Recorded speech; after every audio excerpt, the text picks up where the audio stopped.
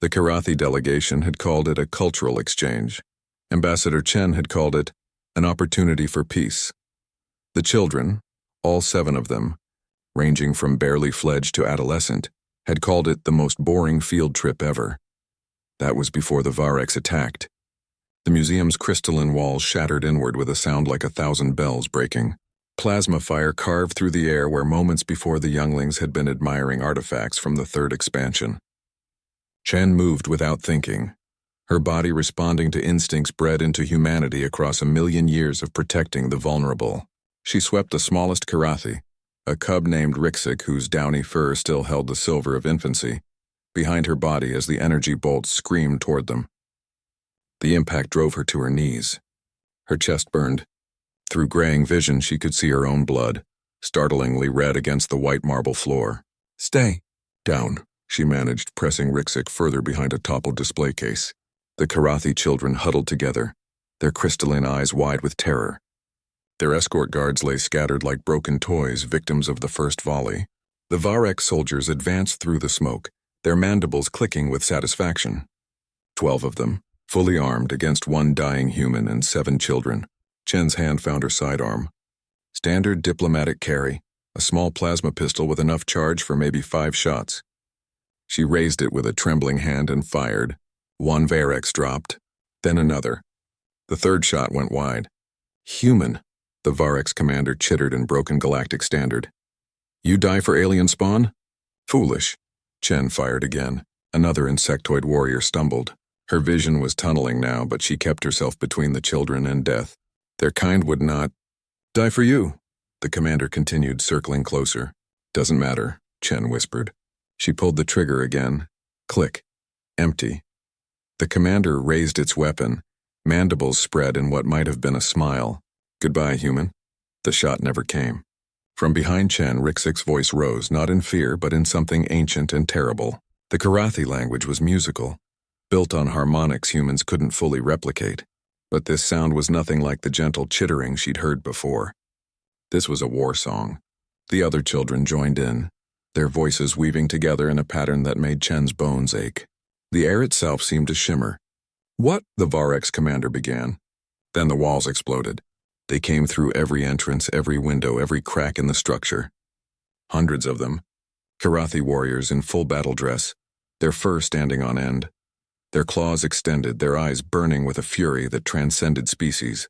At their head was High Marshal Keithix, Rixik's mother, and her face was carved from rage itself. "You hurt a child," Keithix said softly, her words dripping with venom. "You hurt my child."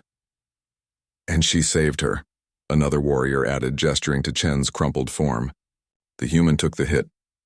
Rixik's voice was small but clear, still pressed against Chen's back. "She didn't have to. We're not her pack, but she did it anyway." The Karathi warriors formed a circle around the Varex, weapons humming to life. The commander's soldiers looked to him, their confidence evaporating like morning frost. "This is not your concern," the commander tried. "Diplomatic immunity." "You declared war," Keithix interrupted. "The moment you raised weapons in a protected space. The moment you targeted children. The moment you forced a human to bleed for cubs not her own."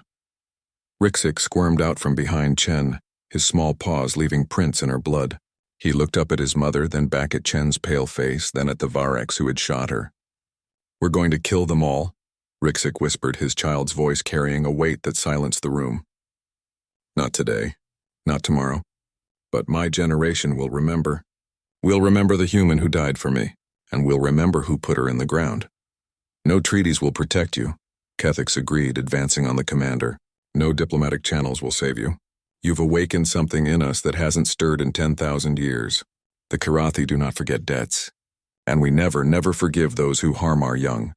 Or those who harm the ones who protect them," another warrior added. The Varex commander's tactical computer was screaming warnings. 60% casualties. 70. They hadn't fired a shot yet. "Retreat!" he ordered. "No," Keithix said simply. "You wanted war. Here it is." The museum became an abattoir. Chen woke 3 days later in a Karathi medical facility, her chest wrapped in regenerative bandages that tingled with alien technology far beyond human medicine. Rixik was asleep in a chair beside her bed, one small paw resting on her hand. He hasn't left, a voice said. Kethik stood in the doorway. None of them have, actually. They take shifts. The attack, Chen started, is over. The Varex commander and his soldiers are dead. The Varex Concord has issued a formal apology and reparations. They're very eager to avoid further conflict. Good, Chen managed. They should be. Kethix moved closer, her movements carrying a predatory grace. Do you know what you've done, Ambassador? My job? You've bonded 7 Karathi younglings to humanity. Rixik won't shut up about his human who took the plasma for him. In our culture, that creates a debt that transcends death.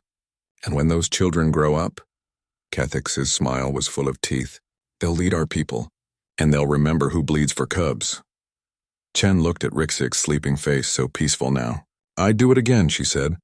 I know, Kethix replied. That's why we'll follow you into any hell you ask. Humans are insane, but you're our insane now. Outside the window, 7 human flags had been raised beside the Kirathi banners, an honor never before granted to another species. And in the Karathi council chambers, a new law was being drafted. Any attack on humanity would be treated as an attack on Karathi cubs themselves. The Varex had wanted to break the alliance. Instead, they'd forged it in blood and fire, and the galaxy would never be the same.